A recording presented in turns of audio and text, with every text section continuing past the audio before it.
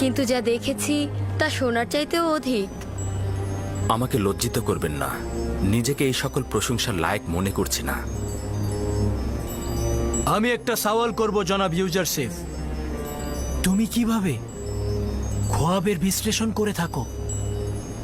মিশরের খোয়াব বিশ্লেষণকারী তারাই, যাদের জটিল রহস্য জানা আছে, তারাই শুধু খোয়াবের বিশ্লেষণ করে থাকে। খোয়াবের ব্যাখ্যা এমন একটি এলেম যা আমার খোদা আমাকে শিক্ষা দিয়েছেন। আমি নিজে থেকে কিছুই বলি না।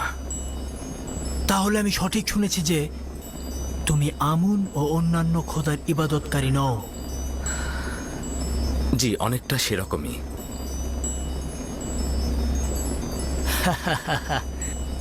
এই বিষয়টি আমাকে অধিক আনন্দিত করছে এবং আমার দৃষ্টিতে অধিক সম্মানিত হলে যে তুমি হরেক রকম খোদার সেজদা করো না এবং আমন মন্দিরের অনুসারীও নও।